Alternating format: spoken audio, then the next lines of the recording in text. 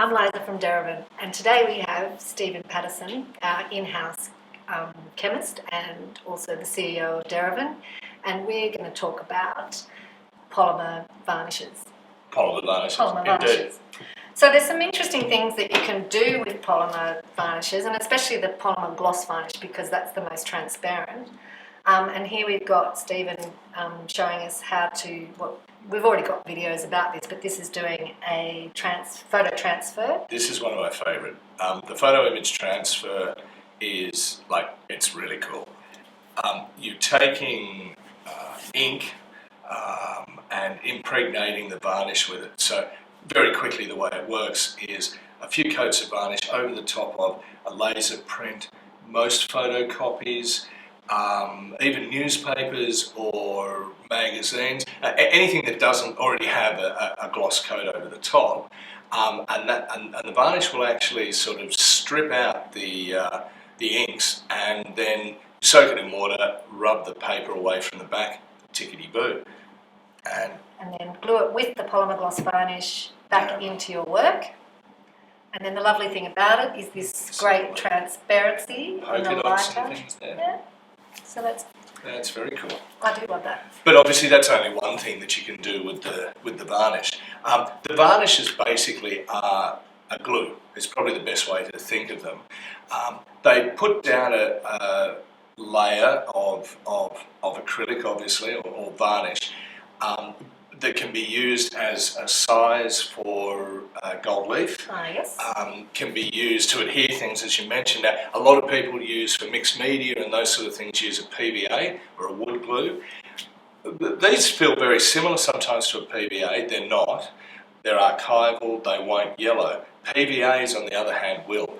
When exposed to sunlight, the PVAs will actually crack and become brittle and yellow very quickly. So to use this sort of thing, even if you're not obviously using the photo image transfer, but to glue or to stick things together for mixed media, a thin sort of varnish versus one of the other ones like an impasto or a gel or something like that, the polymer gloss or indeed the matte or the satin are really good for that. And it comes in gloss.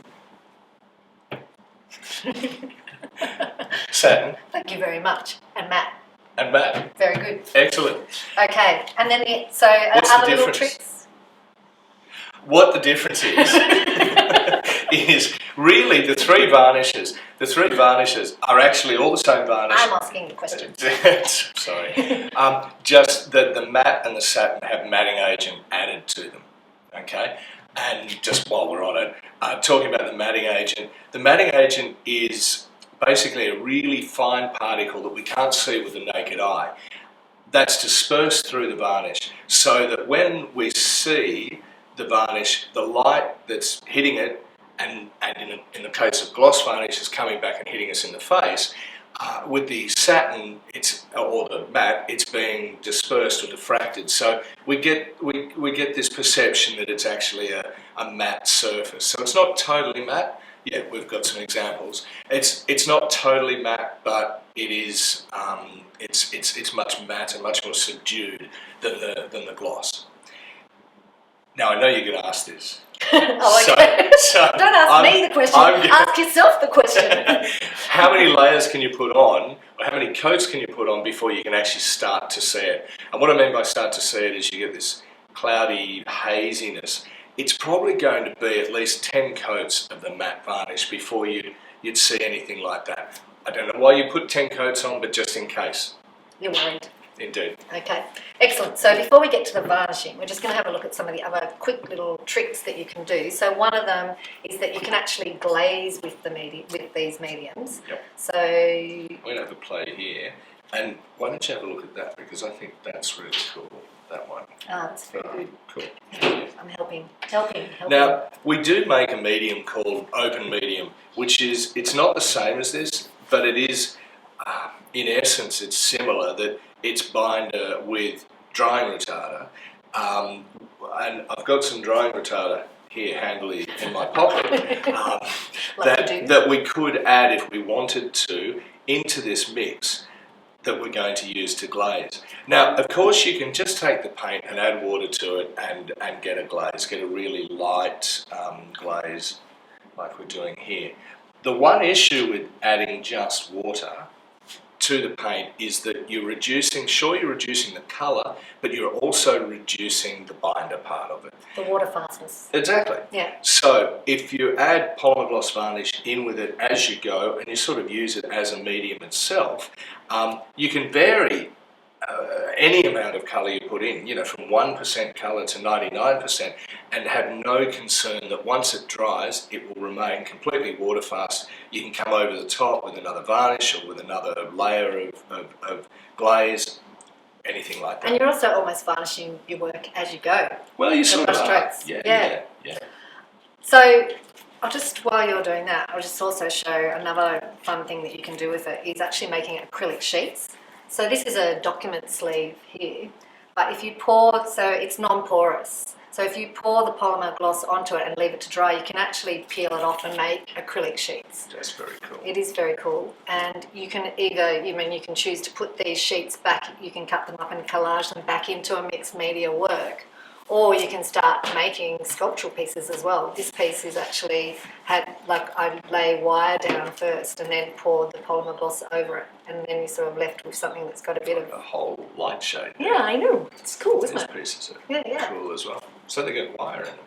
Yeah. Well, that's because I was just trying to think about different ways that you can work with it. Glass beads too. Glass very nice beads, to dry mediums. Very nice. Excellent. So it's interesting, and this piece is actually really interesting because I made that yesterday, and that actually shows the cloudy. And then if you have a look at the edges, something we should definitely talk about.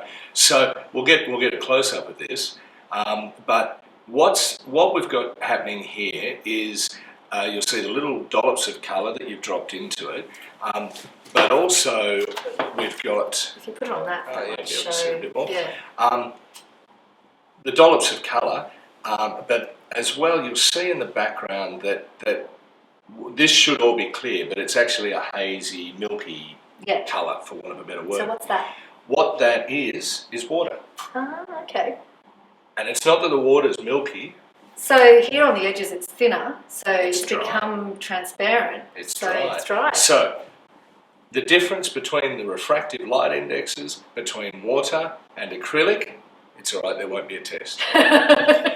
Means that the way the light bounces around inside, it looks sort of cloudy or milky.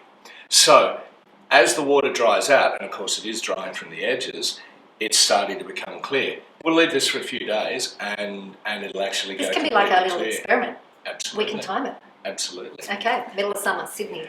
But that's another thing to actually take into consideration when you're varnishing. You'll see that's quite thick. That's probably 3 millimeters thick, I suppose. Yeah. And if you put a varnish on your picture that was 3 millimeters thick in one go, you would have that cloudiness that would remain. Let's talk about varnish. Let's talk about varnishes, because that's actually what it is. That's what's on the label. Yeah, It's polymer gloss varnish, Although these polymer things satin are really varnish. cool. I like those too. Yeah. They're very Very cool. good. You can actually stick these, if you just wet the back of them, you can actually stick them to windows as well, so you kind of like make a window Indeed. paint. But Varnish. Varnish. Let's talk about Varnish. varnish, because we get lots of questions about varnish, and that's why we've actually chosen this as our topic to talk about, because it's one of the most common questions we get. So I'm going to run through some questions with Steven.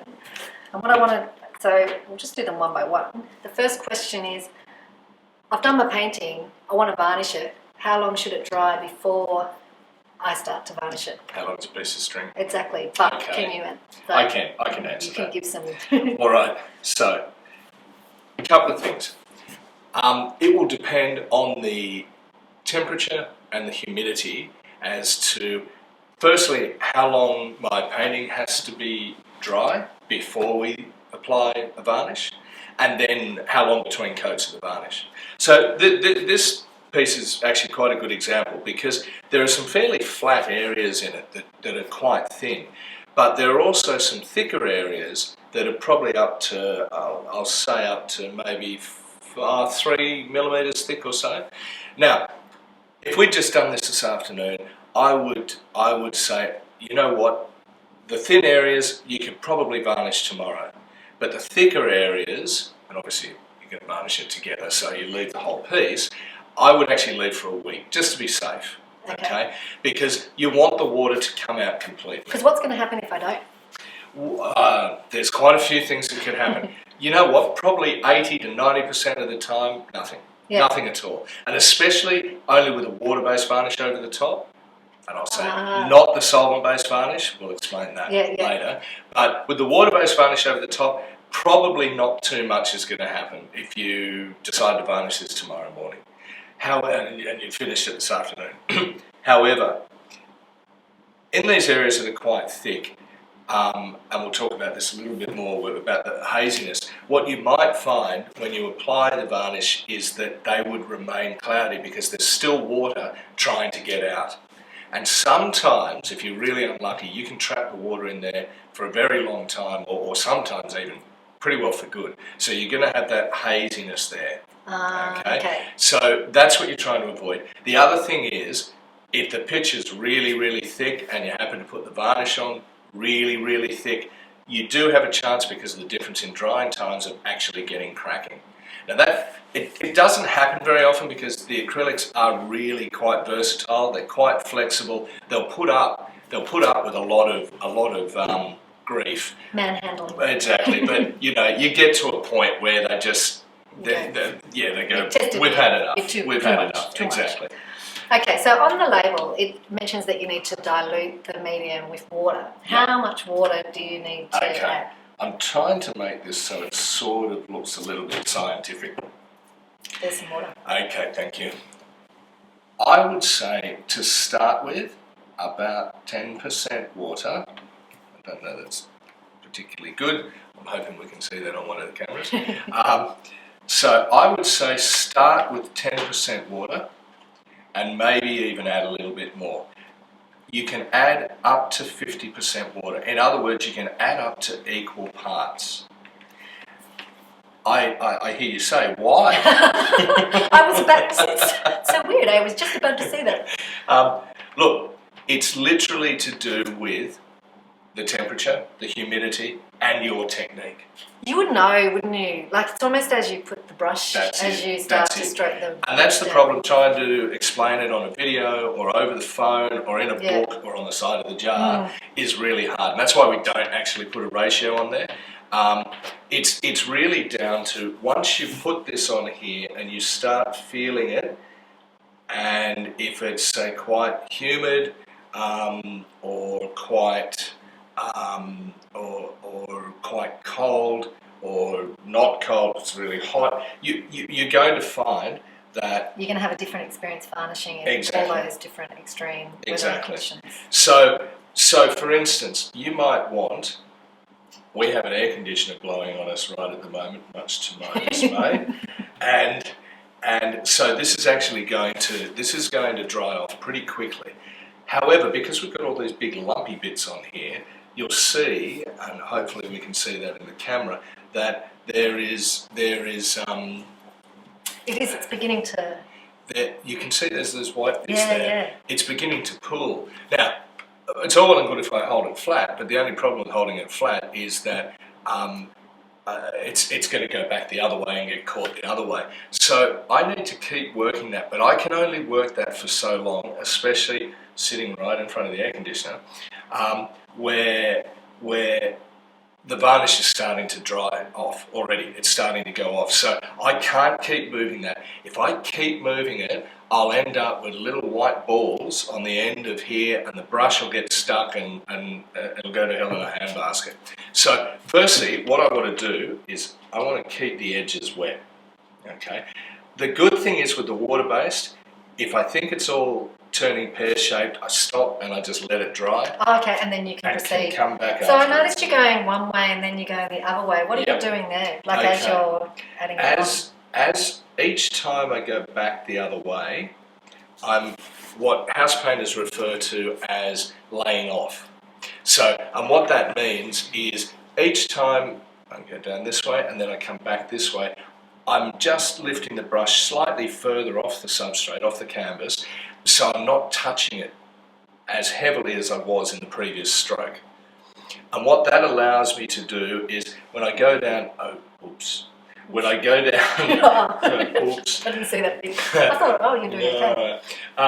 When I go down like this, I mean, you can almost see it there. Yeah, I'm you getting can. ridges. It looks like corrugated iron. Yeah. So I then want to come back this way and just a little bit lighter, not the peaks Nice off the troughs, and that will help me to even it out. That's really cool. And especially on a piece this big, I can do that because my edges aren't drying, so I'm not going to get it pulling. It's not going to go all pear-shaped on me, and that's terrific. Now, there are some schools of thought that you should only varnish the one direction. And I think in this instance you can see why varnishing, cross-hatching or varnishing like this is probably fine. If we were doing a piece, say the size of this table... So how will that change everything if you were doing... Well, it changes it insofar as we're not going to... If I were to start in this corner like I did with this, I mean, I'd have that finished in as you can see, in a couple of minutes. If I were trying to do this whole table, I'm not going to be able to keep the edge wet as I get sort of, bigger, as my square gets bigger. Yeah. So what I would probably do is start at this end and then head all the way down the table. So I've got one edge.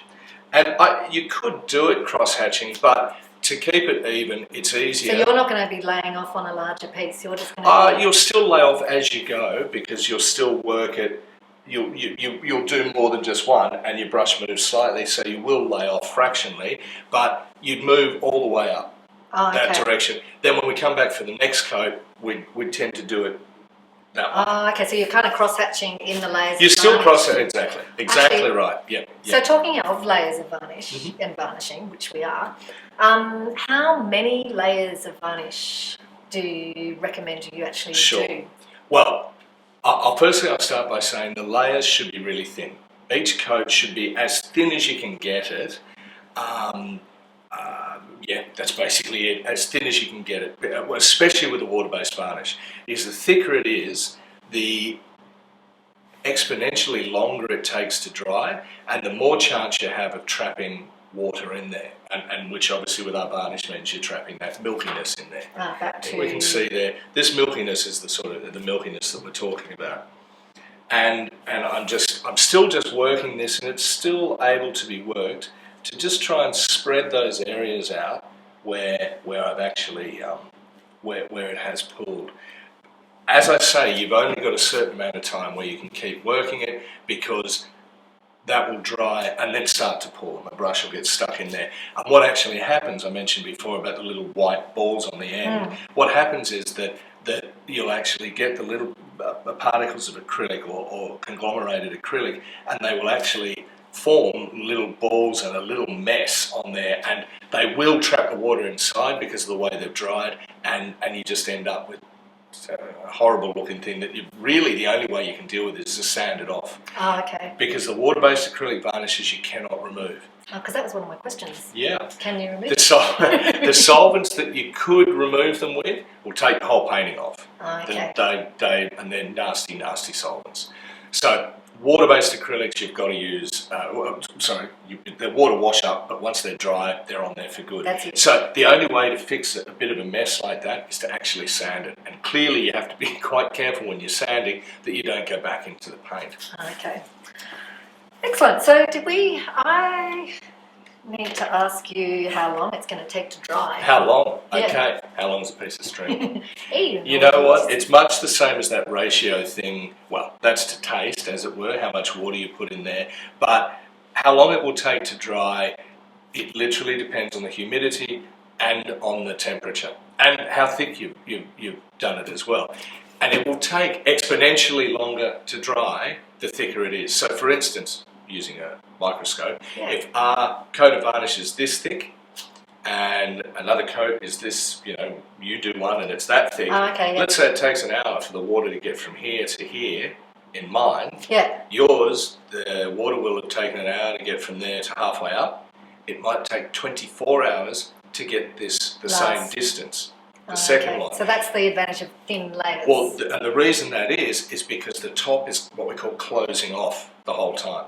Okay, so the varnish itself has these little capillary holes, and bit by bit, they are starting to come together. Sorry, the acrylic is coming together and it's squishing down and forming, actually locking together, chemically binding together, and those little capillary holes that the water come out of are becoming fewer and fewer and fewer.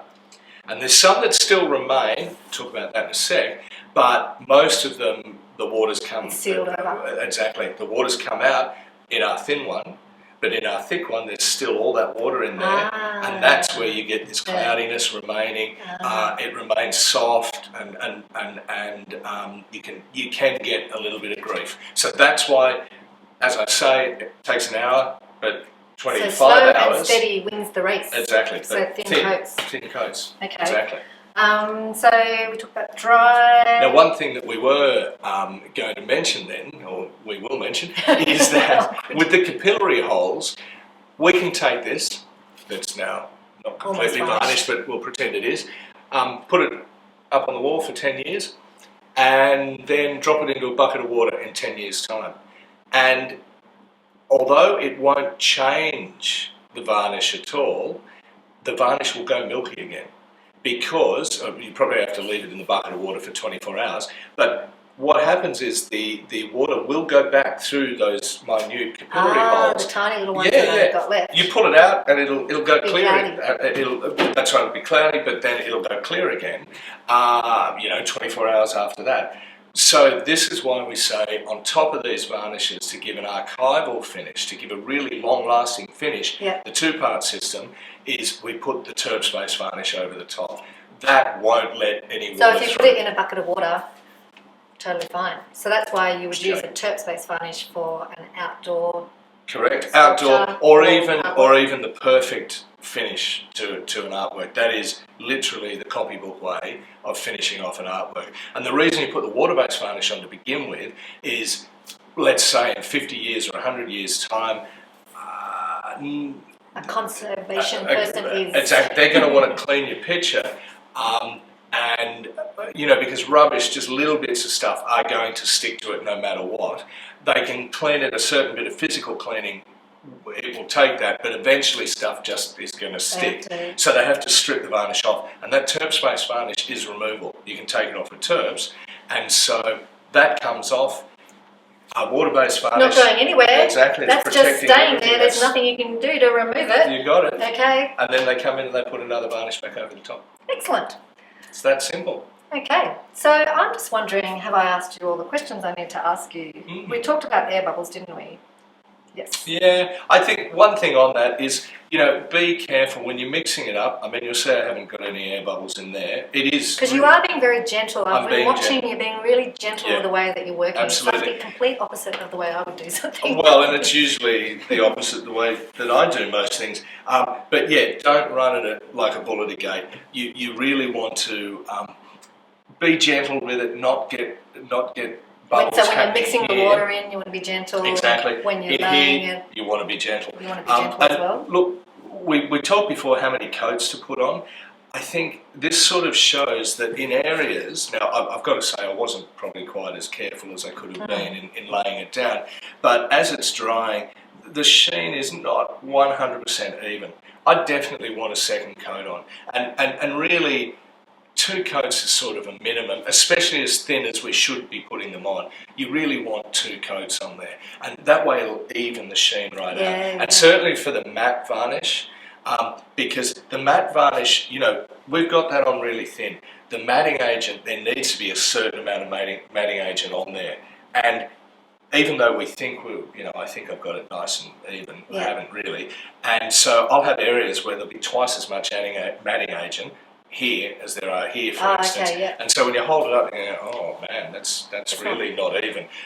That will be evened out though. You'll get to a point where it doesn't matter how thick or thin it is, it's the same sheen. So you don't have to have, I'm not saying, the matte has to be perfectly even, but it needs to get to a certain point where you've got sort of like a critical minimum level of matting agent down. Yeah. Okay. Well, actually, this is going to be interesting. We might actually photograph this later, but you can actually see the difference between the paint, especially over here. Yeah, I mean, you were saying before, does it change the colour? Yeah. And certainly, we'll take some shots of that, some close-ups. it doesn't change the chemical nature of the paint or the colours, but it most certainly brings some colours, really brings some colours to life. Other ones have got a lot of life anyway, and you don't notice it as much. But wow, the ultra blue is a classic. Yeah, it really that was well done. There you go. Oh, thanks. I think for today, That's I've it? asked you, most of my most commonly asked questions. Excellent. So I hope you've all enjoyed watching us talk about polymer gloss and satin and matte varnish. See you next time. See you later. Bye.